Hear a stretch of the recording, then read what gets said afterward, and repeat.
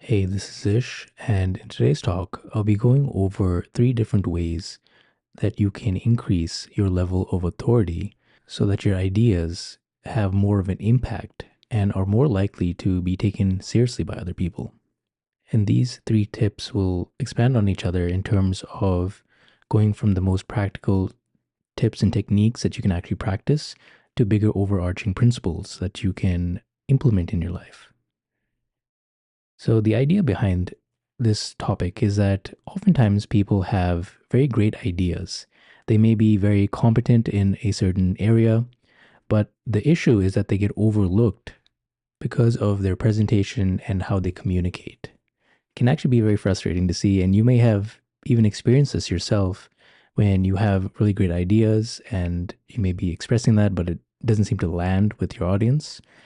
While you may also know someone else who doesn't have the same amount of technical knowledge or competence in that particular field that you know much about, but they're able to have more people listen to their ideas and take them more seriously just because of the way they communicate and present themselves.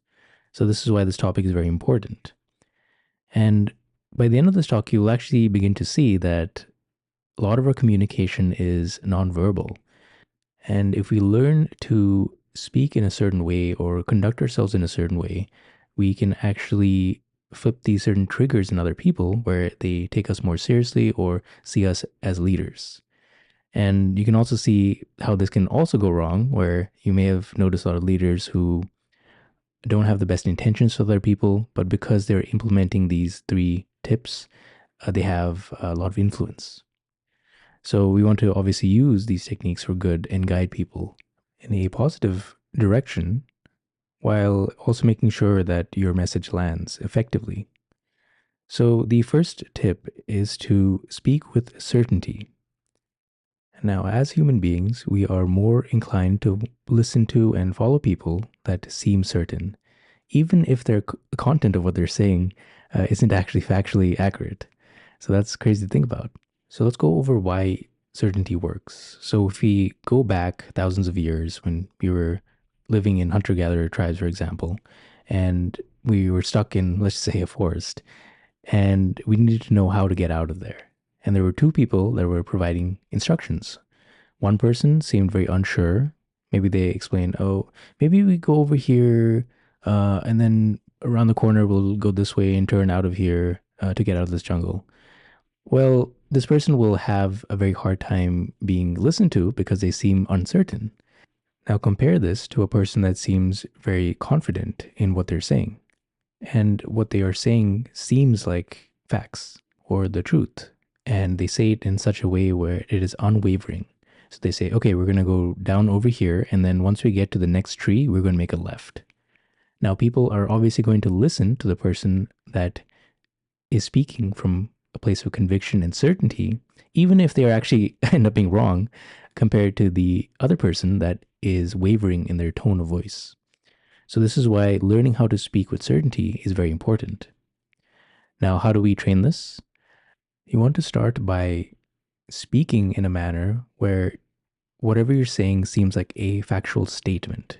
And when you do this, you'll find that your voice naturally goes downwards and it is very clear. Compare this to a tone of voice that is unsure. And when you speak in an unsure manner, it sounds like your tone of voice goes upwards and you are questioning things. So you may be speaking and saying, oh, we can do this, and maybe the path is over there, and I think we should do this instead. So you can clearly see that that tone of voice doesn't really inspire a lot of confidence in other people, and it makes it sound like you don't really know what you're talking about. So people aren't likely to follow your ideas. Now, the next tip is to do more with a lot less effort.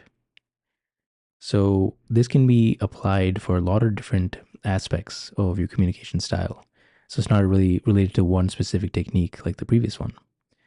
And again, this can encompass a lot of different things you can do. So one can be your posture. So actually doing a lot less with your posture. So what this means is being still and not moving as much and expending unnecessary effort. There are certain things that erode your level of authority. And one of the big things is fidgeting or making unnecessary movements. You can see this in people that are very nervous. They tend to fidget a lot and look around the room and dart their eyes back and forth, and they're always restless and off-centered.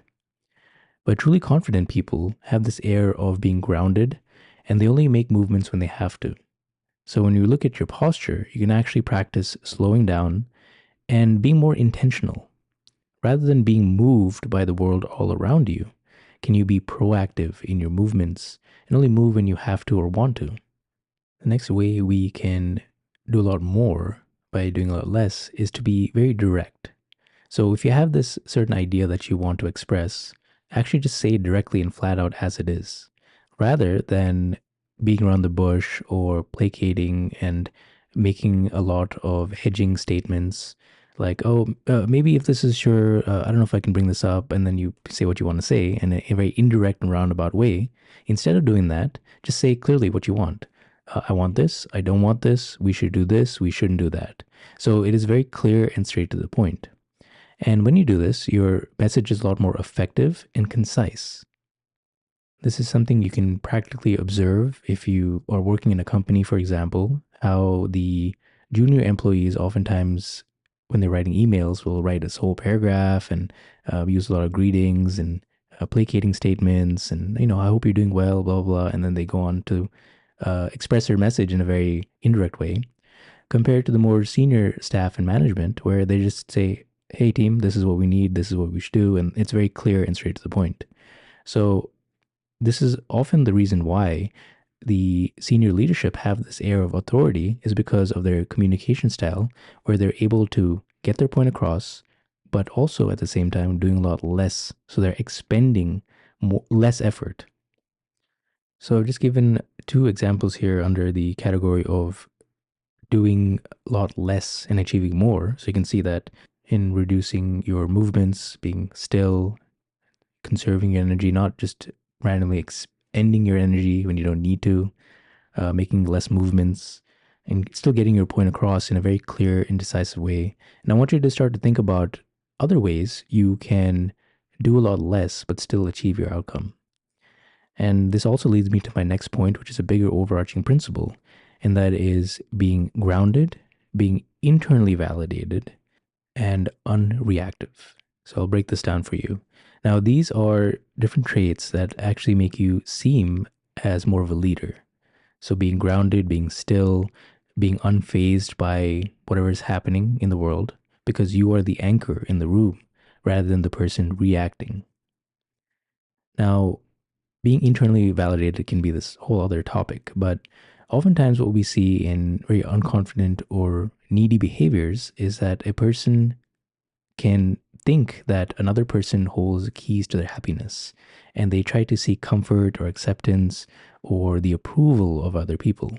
And this actually erodes their level of authority by other people.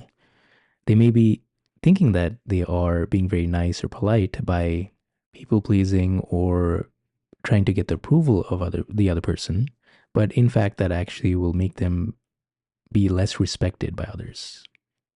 On the other hand, when you have your own approval and you don't need things from other people, you can actually appear more confident, more stable, and you also seem like you have other options, so you're not as needy.